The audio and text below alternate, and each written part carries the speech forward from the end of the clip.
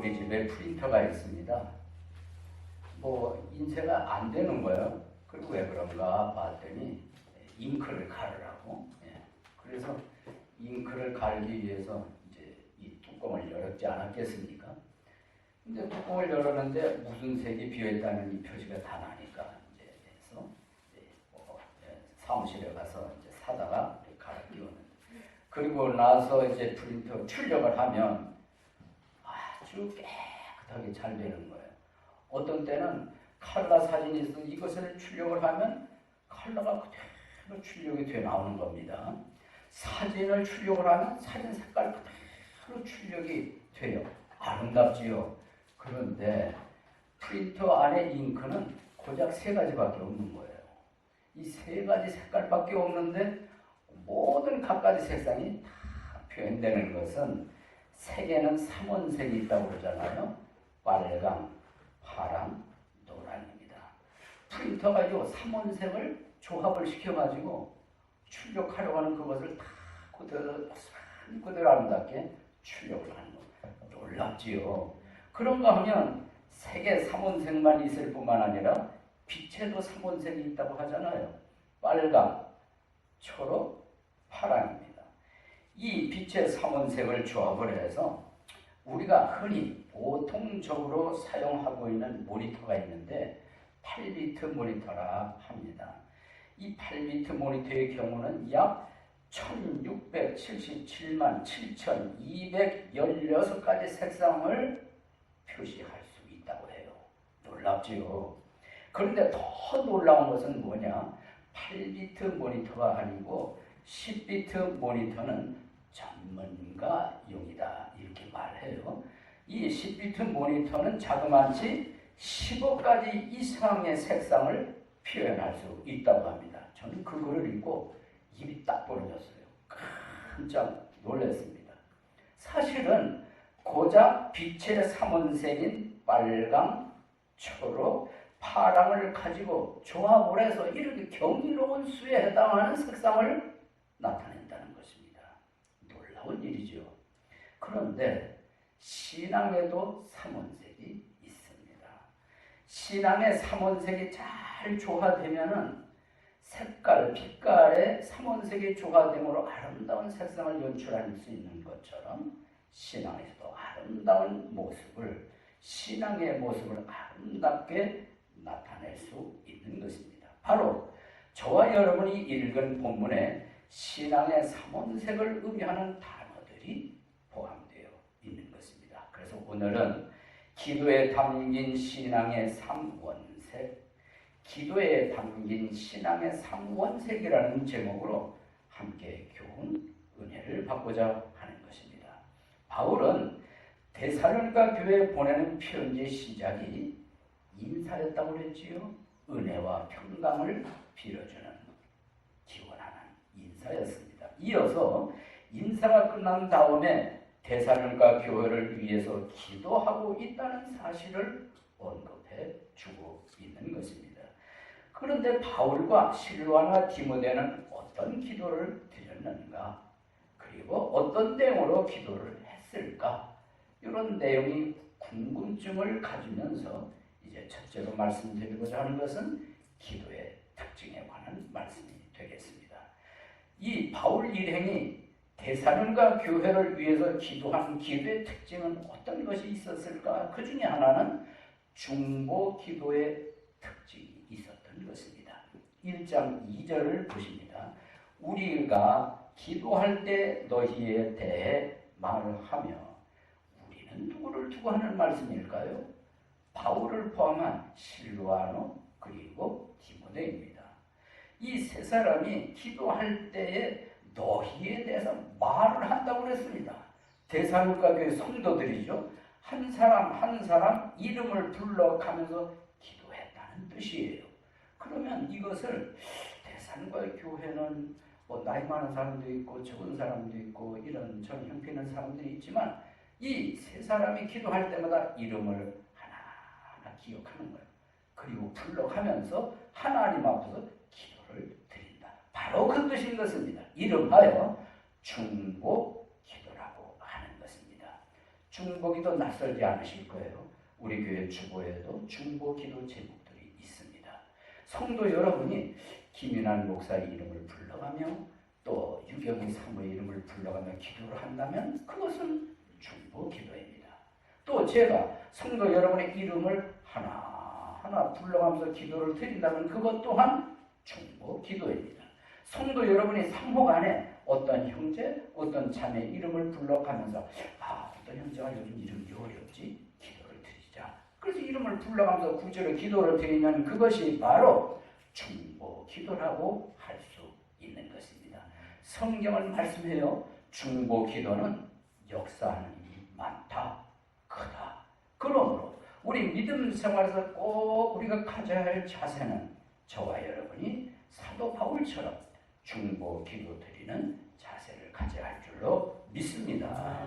이래서 오늘 바울이 드리는 기도의 특징이 하나는 중보기도였을 뿐만 아니라 또 하나가 있습니다. 감사기도라는 특징이 있는 것입니다.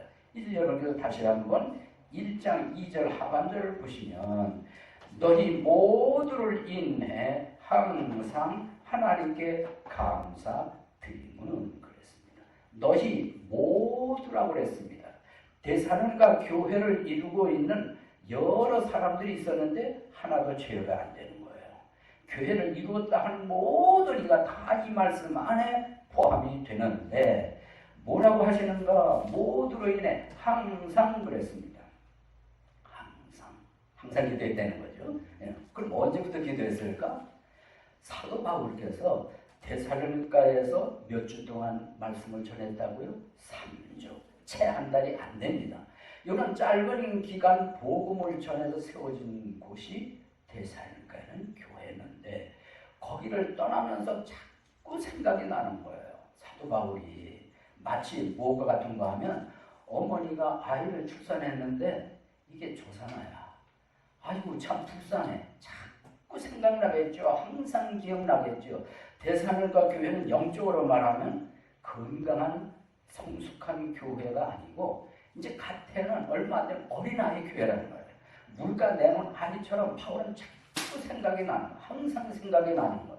떠나는 그 순간부터 편지를 쓰는 이 순간에도 계속 기도를 한다. 그런 의미입니다. 그러면 무슨 기도를 했냐? 이름을 불러가며 중보 기도만 드린 것이 아니라 하나님 감사합니다. 감사합니다. 감사의 기도를 드렸다는 거예요. 데살로니가 교회 아무개를 생각해보고 데살로니가 교회를 이루고 있는 아무개 자매를 생각하니까 마음에 떠오르는 게 감사, 하나님 감사 이런 게 떠올랐다는 거예요. 그래서 하나님의 기도드리기를 생각해보니 주님 이거 감사합니다. 생각해보니 이것도 감사하고요. 저것도 감사하고요. 그저 하나님 앞에 감사의 기도를 드렸다는 것입니다. 우리도 기도할 때 하나님 부른다면 반드시 우선적으로 나와야 되는 게 감사의 내용인 줄로 믿습니다. 그 중에 가장 큰 감사가 뭐겠어요? 뭐니 해도 구원해 주신 구원 감사예요. 뿐만 아니라 삶 속에서 우리가 베푸신 은혜들이 따져보면 얼마나 많고 많습니까? 하나님 이것도 감사, 이것도 감사합니다. 감사가 그 다음에 우선적으로 나와야 할 줄로 믿습니다. 그래 이 사도 바울은 데살로니가 교회 편지를 보면서 우리가 너희를 위해서 기도하는데 중보 기도의 특징도 보여주고 감사 기도의 특징도 이렇게 보여주는데 또 하나의 특징을 보여주고 있습니다. 그것은 꾸준히 기도하는 꾸준한 기도의 특성을 보여주는 것입니다. 1장 3절 끝부분에 보니까 이런 말씀이 기록이 되어 있습니다. 사람의 수고와 소망의 인내를 그다음 끊임없이 기억하기 때문이니 끊임없이 기억하면서 기도한다는 의미가 연결되어지고 있는 것입니다. 끊임없이라는 말은 다 이해하시죠? 예. 한 번으로 끝나는 게 아니다. 단회성으로 기도로 끝나는 게 아니다. 계속 꾸준하게 기도했다는 의미의 말씀이 들어있는 것입니다. 저는 바울의 심정이 충분히 이해가 돼요. 데살로니가 지역을 떠난 후로 영적으로는 어린아이 상태에 있지. 또 우상을 섬기다 하나님이나 도라는 왔지. 그러니까 자연히 핍박도 왔어요. 멸시도 왔어요. 많은 어려움이 닥쳐요. 이런 걸 생각하니 큰 마음에 이 기억이 나는 거야. 그러면서 꾸준히 기도할 수밖에 없는 그 심정, 저는 이해합니다. 여러분도 이해가 되시리라고 생각을 하는 것입니다. 그런 의미에서 우리는 하나님 앞에 기도할 때 물론 딱 한 번 기도해서 응답되는 경우도 있겠지요. 그러나 많은 경우에 그렇지 않습니다. 오랫동안 꾸준히 기도할 때 응답되는 경우가 다반사란 말이에요.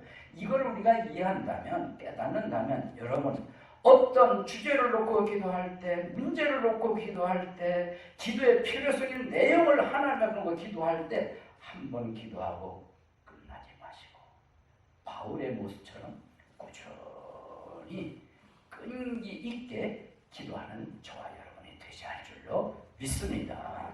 이렇게 이 사도 바울은 그 데살로니가 교회 성도들에게 우리 너희를 위해서 이렇게 기도했다 하는데 세 가지 특징들이 있었다는 것.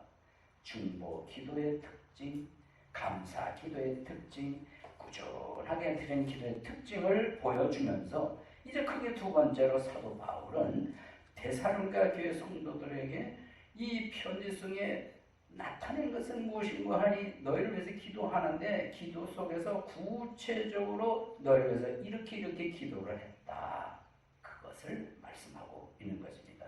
이제 1장 3절 보시겠습니다. 하나님 곧 우리 아버지의 눈 앞에서 우리 주 예수 그리스도 안에 있는 너희에 이런 말씀이 있습니다. 여기 하나님이라는 말씀 나오지요.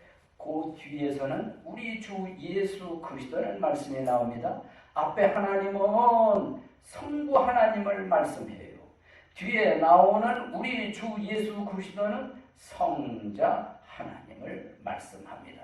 지난번에도 말씀드린 것처럼 예수님은 곧 아버지 하나님과 동일한 하나님으로서의 성품을 가지신 분이라는 걸 말씀드린 바 있습니다. 여기서 다시 한번 상기를 시키시면서 두 분은 다 동일하신 하나님이시다. 그런데 중요한 단어를 말씀해 주시는 게 있습니다. 두 가지입니다. 하나는 하나님 아버지의 눈앞에서, 눈앞에. 또 하나는 우리 주 예수 그리스도 안에 있는 너희. 이 두 단어입니다. 하나님의 눈앞, 예수 그리스도 안에 누가 있다는 겁니까? 너희 데살로니가의 성도들이 있다. 이렇습니다. 데살로니가의 성도들은 전에는 하나님의 눈앞에 없었다는 얘기죠. 대신 우상 앞에 있었죠. 하나님 모르는 위치에 있었죠. 그러나 복음을 듣고서 위치가 바뀌는 거예요. 신분이 바뀌는 거예요. 하나님 눈앞으로 오게 됩니다. 다시 말하면은 하나님의 보살핌을 받는 위치, 은혜를 받는 위치, 은총을 받는 위치, 보호하심을 받는 위치, 그런 위치에 와 있음을 상기시켜주는 말씀이고, 그리스도 안에는 지난번에 말씀드린 것처럼 그리스도 밖에 있다가 복음을 믿음으로 말미암아 예수님 안에 들어옴으로 영적 위치를 확인시켜주는, 상기시켜주는 단어가 된다는 말씀인 것입니다. 이 시간에 계신 성도 여러분, 우리도 하나님 몰랐다가 하나님 알게 되면 하나님 눈앞에 있는 영적 신분자가 되는 줄로 믿습니다. 우리도 복음을 몰랐을 때에는 그리스도 밖에 있다가 이제는 주님 안에 영적 위치, 영적 신분을 가진 놀라운 변화의 위치가 저와 여러분에게도 있는 줄로 믿습니다. 바울은 왜 이런 중요한 단어를 기록했는가? 그전 이런 위치가 없었는데 이제는 영적으로 이렇게 하나님 눈앞에 그리스도 안에 있는 너희를 상기시켜주면서 이게 분명하기 때문에 뒤에 나오는 구체적인 기도 내용도 확실하고 분명하다는 것을 보여주는 것입니다. 미리 확인시켜주는 것입니다. 그런 의미에서 이제 구체적 기도 내용의 첫째는 이렇게 말씀합니다. 믿음의 행위가 있습니다. 이렇게 하나님 앞에 말씀을 드린 것입니다.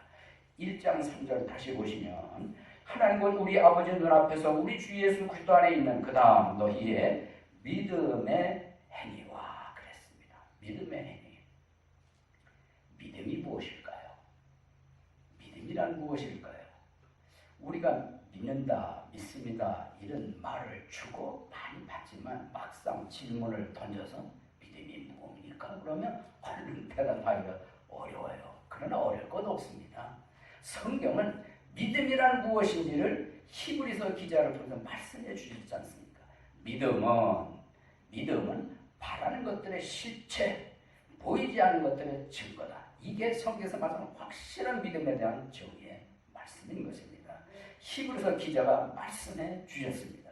그런데 이러한 믿음을 데살로니가 교회 성도들이 가져되는 거 아닙니까? 언제? 바울이 복음을 전했을 때 우상을 믿다가 믿음을 바꾸는 거예요.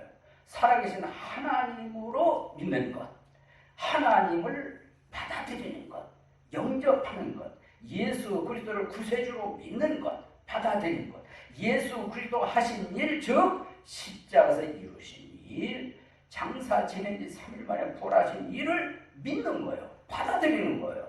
이게 믿음 아닙니까? 그런데 구원을 이제 받았는데 지금 사도 바울이 말씀하는 믿음은 무슨 믿음일까요? 구원에 이르는 믿음을 얘기하는 건 아니에요. 이미 구원이 이르렀잖아요. 구원에 이른 다음에 사도 바울이 떠나간 다음 그들이 어떠한 믿음을 가지고 살았는가 그것을 말씀해 주시는 것입니다. 저는 생각건데 이렇습니다. 사도 바울은 떠나갔어요. 말씀을 가진 스승은 떠나갔어요. 이제 남아 있습니다. 남은 사람들은 영적으로 어립니다. 바울이 전해준 믿음을 가지고 있는데 어려움이 많이 와요. 멸시도 오지요, 조롱도 오지요, 핍박도 오지요, 박해도 오지요. 그러다가 보니까 경제적으로도 어려움을 겪지요. 이런 가운데서 그들이 어떻게 했냐? 믿음을 붙잡았다는 거예요. 끝까지 하나님 믿어야지. 끝까지 예수님 말씀대로 살아야지.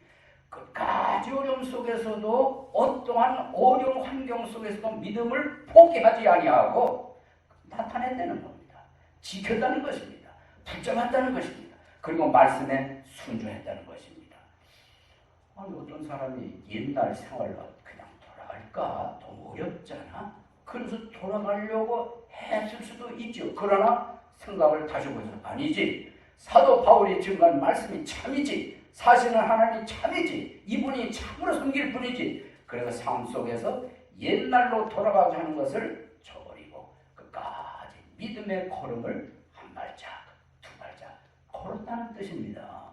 이러한 모습이 점차 온 성도들에게 나타난 거예요. 너도 나도 믿음 지키는 모습이 드러났습니다. 그래서 믿음이라고 하는 것은 다른 말로 보면 결국 행위라는 걸로 드러나는 거예요. 좋은 믿음, 참 믿음, 뭐가 판가름합니까? 행위가 판가름해 주는 거예요. 사도 바울이 보았을 때 데살로니가 교회 성도들은 믿음을 가지고 있는데 구체적으로 삶에서 드러나더라 이거예요. 행동으로 드러나더라 이거예요. 그게 보였다 이겁니다. 사도 바울이 인정하는 것. 그래서 하나님 앞에 기도하면서 하나님 데살로니가 교회 성도들의 믿음은 행위로 드러났습니다. 감사합니다. 이런 기도 아니겠습니까? 성도 여러분, 믿음은 말로만 믿음이 아니에요. 우리가 믿음 아무리 믿습니다 입술로 그래도 행동으로 드러나지 않으면, 행위란 열매가 맺혀지지 않으면 증거를 볼 수가 없는 거예요. 어떻게 구별이 안 되는 거예요. 우리가 야고보서에도 말씀드렸습니다만 예수 그리스도를 믿음으로 구원 얻은 다음에는 구원 얻은 그것을 삶 속에서 행동으로 뒷받침돼야 된다. 변화된 모습이 드러나야 된다. 들으셨지 않습니까?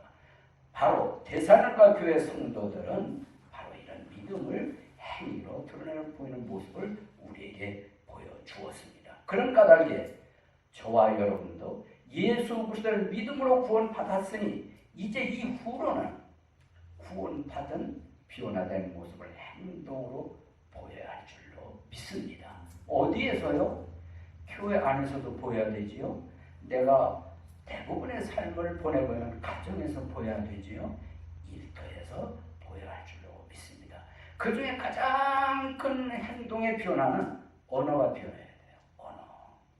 옛날에 저질스러운 언어가 나왔다면 이제는 바꿔야죠. 정화된, 순화된 이 성경적인 언어들이 얼마나 아름답고 귀한 것이 막 이런 것으로 바뀌어야 할 줄로 믿습니다. 네. 그런데 집에서 예를 들어서 나 구원받았다. 교회 가서 구원받았다. 그래 1년이 지나 2년이 지나 3년이 지나 그런데 자식이 보니까 변하는 게 없는 거예요. 뭐 거친 언어는 그대로 나오고 상스러운 언어는 그대로 나오고 그 아들은 이렇게 생각할 수도 있죠. 아니 교회 가기 전이나 교회 가서 구원 받았다고 한 그 후나 내가 볼 때는 똑같은데 구원이 뭐지? 그건 참 이상하다. 이럴 수 있는 거 아니겠어요? 여러분 중요한 문제입니다. 믿음은 행위로 변화된 행위로 드러나야 되는 줄로 믿습니다. 이게 강력한 힘이자 이 전도입니다. 그러므로 언어의 변화뿐만 아니라 못된 습관의 변화도 일어나고 가치관의 변화도 일어나고 이럴 때에 믿음을 행동으로 보여주게 되는 열매가 맺히게 되는 줄로 믿는 것입니다. 그러므로 야고보서 2장 26절에 영이 없는 몸이 죽은 것 같이 행위 없는 믿음도 죽었느니라. 이 말씀을 다시 한번 되새기면서 사도 바울의 대사교회 성도들에게 하나님 대사교회 성도들의 믿음은 믿음의 행위가 있습니다 라고 표현하는 것처럼 저와 여러분에게도 믿음의 행위, 다시 말하면 믿음의 행위라는 색깔이 원색이 드러날 수 있게 되기를 바라는 것입니다. 둘째로 사랑의 수고라는 말씀을 드리고 있습니다. 1장 3절 이어지고 있습니다. 다시 한번 보시면 믿음의 행위와 그 다음 사랑의 수고와 사랑.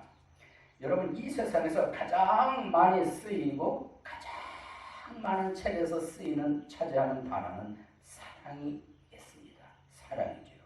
그런데 사랑이란 무엇일까요? 무엇을 사랑이라 할까요? 이것도 금방 표현하기는 좀 시간이 걸릴 것입니다. 예로부터 헬라 철학에서는 사랑을 몇 가지로 구분해서 설명을 하기도 했습니다. 에로스의 사랑이 있는데 이것은 성적인 사랑이요, 이성 간의 사랑이요, 쾌락적인 사랑이라고 설명합니다. 그런가 하면 스토록의 사랑으로 이것은 부모와 자식 간의 혈육의 사랑이다라고 설명을 합니다. 또 필리아의 사랑으로 이것은 친구와의 우정의 사랑이 있다라고 설명을 하고 또 하나는 아카페의 사랑이라 해서 신적인 사랑인데 신이 인간에게 주는 무조건적인 사랑이다라고 사랑을 이렇게 구별해서 설명을 합니다. 그래서 혹자는 이렇게 정리를 해서 말하기도 합니다. 인간은 에로스 사랑에 의해서 태어나고 그리고 스트록의 사랑으로 양육되어지고 필리의 사랑으로 다듬어지다가 아카페 사랑에 의해서 인간은 완성된다라고 요약 설명을 하기도 했습니다.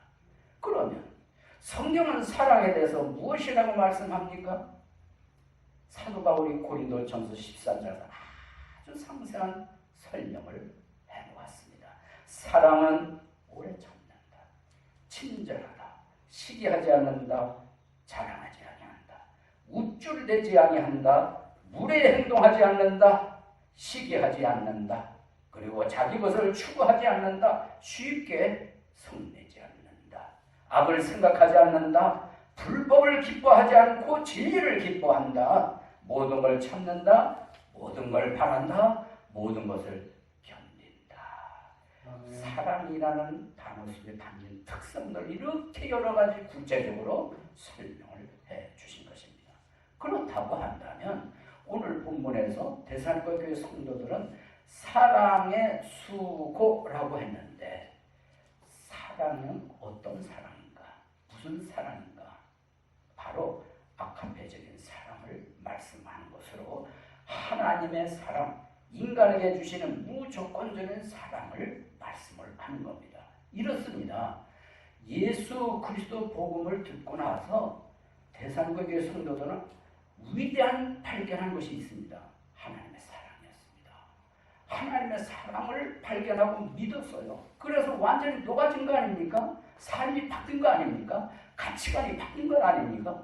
그러므로 변화된 삶을 가지고 교회를 이뤄나가는데 거기서 머무르지 않냐고? 하나님의 이러한 무조건적인 사랑을 받은 내가, 나 같은 사람도 사랑을 받았는데 내 친구 아무개가 생각나네? 갑니다. 하나님이 계시다는 걸 말해요. 하나님의 사랑이 경험을 해보니까 이러이러하다는 걸 이야기를 해줍니다. 이런 과정이 뭐겠어요? 수고지요. 사랑의 수고지요. 뿐만 아니라 대사님교회 성도 상호간에는 이렇게 저렇게 어려움이 있고 곤란이 있고 이런저런 문제로 어려움 속에 있는 사람들이 있었을 수 있습니다. 그런데 어떤 성도가 가만히 있지 않는 거예요. 하나님의 사랑을 경험을 했으니까 가는 거예요. 그 사람에서 찾아가는 거예요. 가서 성경적으로 말을 해주는 거예요. 위로도 해줍니다. 격려도 해줍니다. 힘내라는 말씀으로 권면을 해줍니다. 우리 같이 어렵지만은 우리 믿음의 삶을 살아가자. 하나님의 사랑이 있지 않냐? 하나님의 사랑 우리를 지키고 있다. 이끌고 있다. 보호해주고 있다. 라는 말을 하게 되는 거죠. 이것이 무엇이라? 사랑의 수고라는 것입니다. 그런 의미에서 성도 여러분, 우리도 좋은 신앙의 색깔을 하나 가지고 있어야 되는데 사랑의 색깔을 가지고 있어야 돼요. 그런데 이걸 그대로 머물러 있으면 조화 이루는데 어려움이 많습니다. 조화를 이루기 위해서 수고라는 것이 나와야 돼요. 수고 없는 사람은 그냥 사랑일 뿐이에요. 행위로, 수고로 나타나야 되는 것입니다. 사랑은 희생이 있을 때, 수고가 있을 때 사랑이란 열매를 보일 수가 있는 것입니다. 우리 교회 안에서도 그렇지요. 우리 많은 교회 성도님들 가만히 보니까 저는 놀라고 감사합니다. 사랑이 있는 거예요. 사랑의 수고가 있는 거예요. 저런 형제에게도 보여주고 이런 자매에게도 보여주고 그래서 얼마나 감사한지 모르겠습니다. 대사님과 교회가 그랬습니다. 바라기는 모든 성도들이 사랑의 수고하는 색깔이 나타나야 할 줄로 믿습니다. 앞으로 계속 어떤 환경에서도 어떻게 처한 그런 입장에서도 예수 그리스도의 사랑을 받은 것을 서로 나타내고 보여주고 느끼게 함으로 말미암아 하나님께 영광 돌리는 모습이 되어야 할 줄로 믿습니다. 그래서 요한에서 4장 9절 11절에 아주 귀한 말씀이 있는데 한번 들어보시기 바랍니다. 하나님께서 자신의 독생자를 세상에 보내사 우리가 그분을 통해 살게 하셨은즉 이것 안에서 하나님의 사랑이 우리를 향해 나타났느니라. 우리가 하나님을 사랑하지 아니하였으나 그분께서 우리를 사랑하시고 자신의 아들을 보내사 우리의 죄들로 인한 화해 헌물로 삼으셨나니 여기에 사랑이 있느니라. 사랑하는 자들아, 하나님께서 우리를 이처럼 사랑하셨은즉 우리도 서로 사랑하는 것이 마땅하니라. 아멘이지요. 하나님 우리를 이렇게 사랑하셨으니까 우리도 서로 사랑하는 것이 마땅하다. 이와 같은 삶을 보일 때 그것은 다름 아닌 신앙의 삼원색 가운데 하나인 사랑의 수건한 색깔을 나타나게 되는 줄로 믿습니다. 하나님의 아가페 사랑을 받았으니 경험을 했으니 하나님 사랑하고 사람을 사랑하는 자세를 갖자라는 교훈이 오늘 시간 저와 여러분에게 주시고 있는 겁니다. 셋째로 소망의 인내라고 하는 신앙의 삼원색 하나를 또 말씀하고 있는 것입니다. 계속 1장 3절 하반 부분을 보겠습니다. 사랑의 수고와 소망의 인내를 그랬습니다. 소망. 여러분, 소망과 인내는 서로 밀접한 단어들입니다. 앞서 말씀드린 사랑과 수고도 밀접하고 그 앞에 말씀드린 믿음의 행위도 밀접한 관련을 가지고 있습니다. 떼어지면 안 되는 것들입니다. 역시 소망과 관련해서도 인내라는 것을 뗄 수가 없는 것입니다. 이 소망하면은 대사령교회 성도들이 소망을 가졌다고 그러는데 도대체 구체적으로 어떤 소망을 가졌을까요? 대사령교회 성도들이 가진 소망은 무슨 소망일까요? 그것은 이겁니다. 사도 바울이 3주 머물러 있으면서 말씀 전하는 가운데 제일 먼저는 복음을 전했지요. 그리고 구원을 받았지요.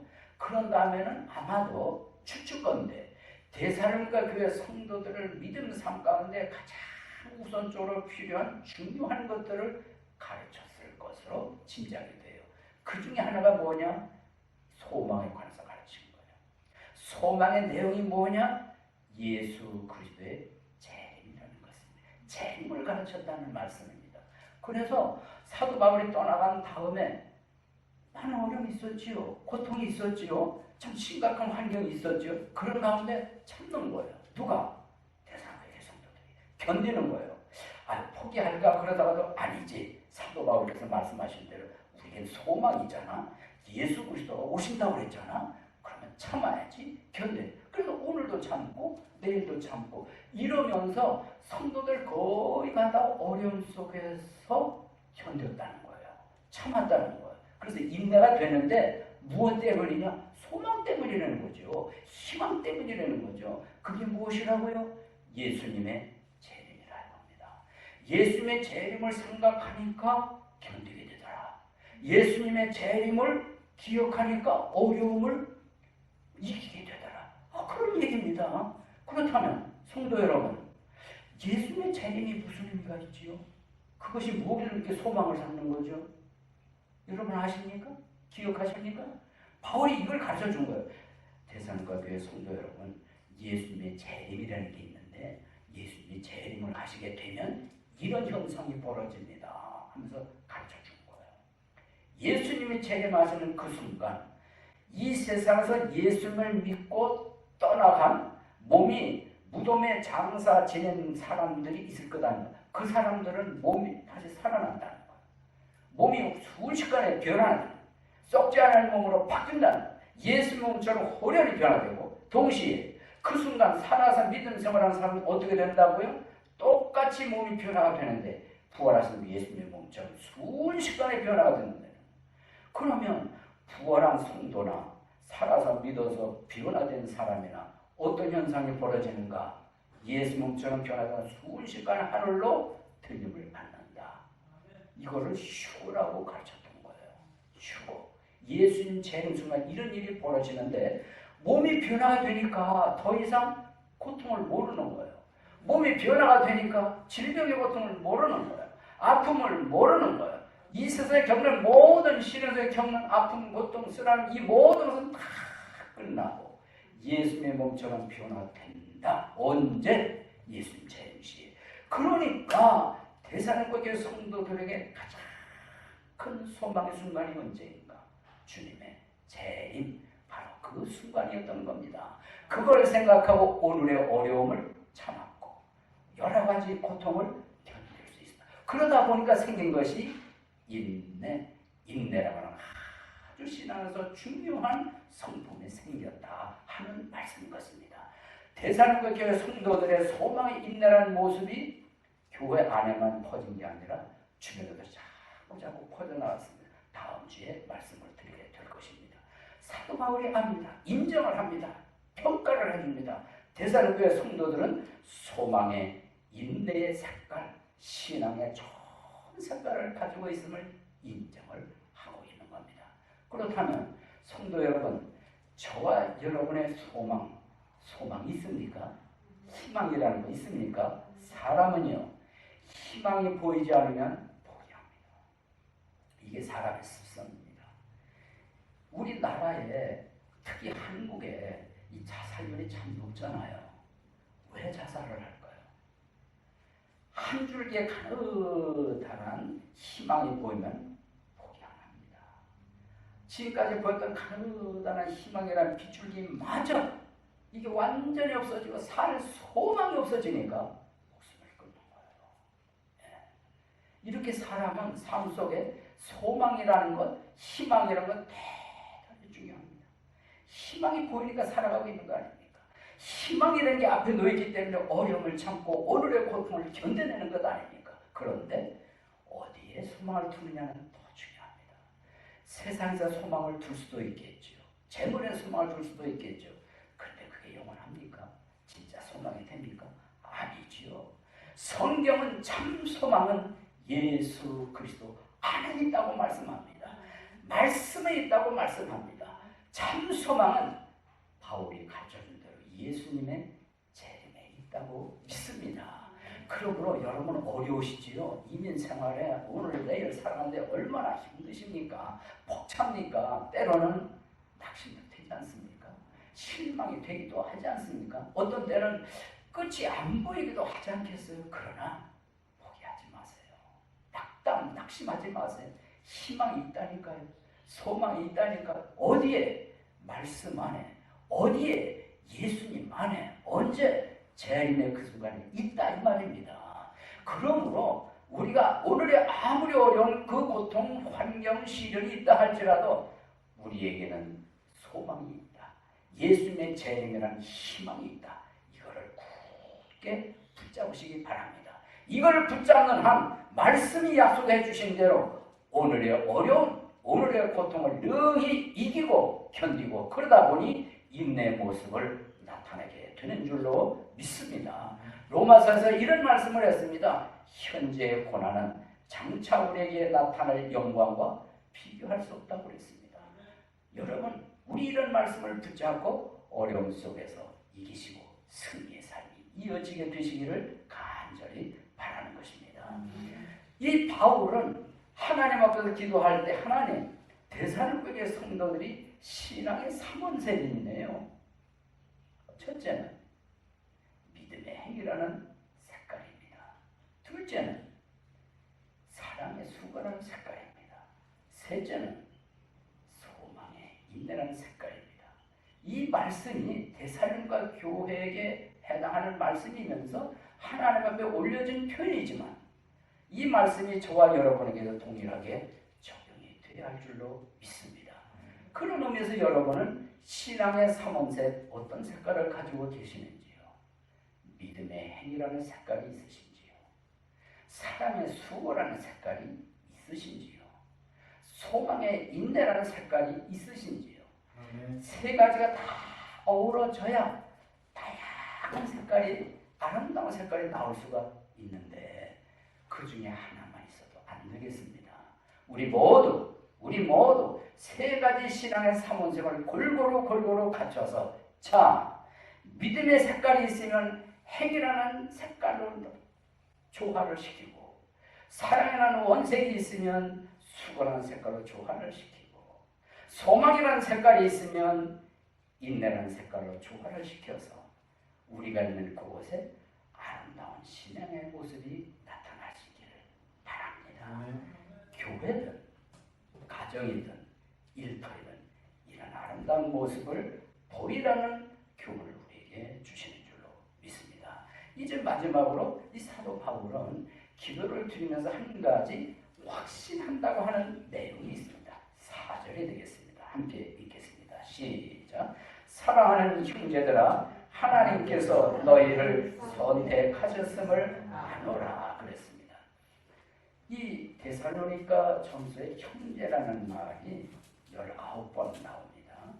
데살로니가 후서에는 8번 나와요. 그만큼 자주 표현되는 단어가 형제가 되겠습니다. 사랑하는 형제들아, 이건 무슨 뜻일까요? 이런 얘기 두 가지 의미가 들어있는데 복음을 들었을 때에 하나님의 사랑을 경험을 했다는 의미, 그리고 지금도 여전히 하나님은 사랑하고 계시다, 진행형입니다. 다함이 없는 거예요. 끝까지 사랑하고 계시다는 이러한 의미를 포함을 해서 사도 바울은 사랑하는 형제들아 이렇게 호칭을 하고 있는 것입니다. 우리 여기 계신 분들도 우리가 호칭을 할 때 뭐라고 하죠? 형제, 자매라고 호칭. 성경적인 방법이자 예수님의 방법인 것입니다. 왜 그럴까요? 이유는 간단합니다. 예수 그리스도가 십자가에 달리신 보혈을 믿는 자가 모든 죄가 용서됩니다. 씻음 받습니다. 죄사함 받습니다. 이런 일을 단번에 이루어놓으셨잖아요. 예수님 십자가 2번 입는 거 아니지 않습니까? 한 번 지셨는데 딱 한 번에 영원한 속죄를 이루어 놓으셨습니다. 이게 복음인 거예요. 기쁜 소식인 거예요. 그래서 믿을 때도 2번, 3번 믿습니까? 아니죠. 딱 한 번 믿으면 되는 거예요. 그 사실을 그대로 딱 한 번 믿기만 하면 됩니다. 그러면 단번에 영원한 속죄 이루는 것을 내가 믿는 딱 한 번의 믿음으로 말미암아 내 안에 영원한 속죄가 이루어지는 줄로 믿습니다. 그래서 김형제도 그렇고 최 형제도 그렇고 똑같은 예수님, 똑같은 보혈, 똑같은 속죄함, 그걸 믿었더니 다 구원받은 것 아닙니까? 그래서 예수 그리스도 안에서 하나님의 자녀로 태어났으니 예수님 안에서, 복음 안에서 형제라 부르는 겁니다. 예, 저도 혈육으로 형제가 있어요. 3형제입니다. 위로 2분이 계세요. 연세가 많습니다.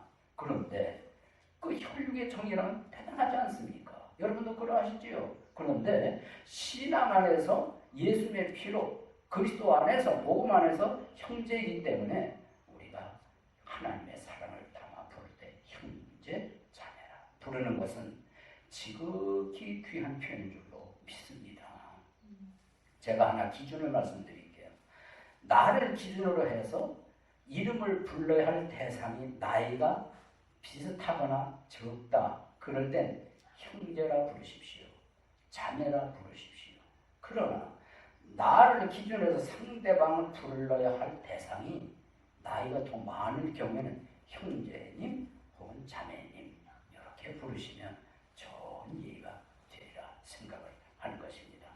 다시 사도 바울은 데살로니가 교회 성도들을 지칭을 할 때 뭐라고요? 사랑하는 형제들아. 성도라는 표현이 하나님과 관련된 표현이라면 형제라는 표현은 그리스도 안에 똑같은 사랑과 관련한 표현이다라고 정리할 수도 있는 것입니다. 이 바울이 사랑하는 형제들아라고 하면서 안다고 그랬어요. 뭘 아냐? 뭘 아냐? 이미 말씀 읽으신 것처럼 너희를 선택하셨음을 안다 그랬어요. 너희를 택했다는 걸 누가? 하나님이 택했다는 걸 나는 안다. 다른 말로 말하면 나는 그걸 확신하고 있다라는 의미가 되겠습니다. 아니 사도 바울이 데살로니가 교회 성도들이 하나님의 택함 받은 것을 안다는 근거가 도대체 뭐지? 어떤 분은 그렇게 질문할 수도 있습니다. 다른 거 아닙니다. 바로 앞부분에서 말씀드렸던 믿음의 행위, 사랑의 수고, 소망의 인내, 이게 다 택함 받았다는 근거가 되는 것이고 증거가 되는 사실적인 믿음이었거든요. 그래서 바울은 자기가 직접 복음도 전했지만 구원받는 모습도 보았고 자기가 떠난 후에도 신앙 안에서 그렇게 놀라운 신앙의 삼원색 지경을 들었고 확증했고 그런 까닭에 편지 글을 써내려가는 가운데 표현하는 말이 사랑하는 형제들아 하나님이 너희를 택하셨다는 거 나 안다 라고 말씀한 겁니다. 중요하지요. 확신한다는 건 매우 중요합니다. 성도 여러분 택했다는 거 중요하지요. 하나님이 택하셨다는 거 의미가 큽니다. 여러분 데살로니가 교회 성도들은 그때 당시에 수십만이 살고 있었거든요. 그런 가운데에서 하나님이 택하셨다? 얼마나 귀한 일입니까? 사도 바울을 생각해 보십시오. 하나님이 예수님이 이렇게 직접 말씀하셨어요. 너는 이방인을 위한 나의 택한 그릇이라고 그랬습니다. 이스라엘 민족 아시지요? 세상에 수많은 민족들이 있는데 특히 유대 민족들을 하나님이 선민 한 민족이 됐습니다. 우리는 어떻습니까? 우리 그리스도인들, 여기 계신 여러분, 이 지상에 얼마나 수많은 사람들이 있습니까? 그런 가운데서 죄 많은 우리를, 지옥 가야 마땅할 우리를 복음으로 택해 주신 거 아닙니까? 택해 주신 것 아닙니까? 이거 생각하면 감사한데 그냥 맹숭맹숭한 사람도 있더라고요. 아니 우리 저 트럼프 대통령이 무슨 그 연회를 베푸는데 초청장이 나한테 왔어요. 택함 받은 거죠. 가면은 그 특권은 대단한 겁니다. 일국의 대통령의 택함을 받았다. 자랑스럽고 놀라운 일이겠거늘. 만왕의 왕 되시고 만주의 주 되신 우리 사지는 하나님의 택함을 받았다. 특권 중에 특권인 줄로 믿습니다. 은혜 중에 은혜인 줄로 믿습니다. 그래서 이 자리에 계신 여러분 택함 받은 거 아십니까? 이겁니다. 확신하나 이것입니다. 중요한 것은 내가 택함 받은 걸 어떻게 알지? 무엇으로 알지? 이거 아니겠어요? 구원 받기 전에는 몰라요. 거듭나기 전에는 몰라요. 복음을 듣고 구원 받았을 때, 거듭났을 때 그때 가서 눈이 뜨이는 거예요. 아, 내가 수많은 사람들 가운데서 택함 받았네.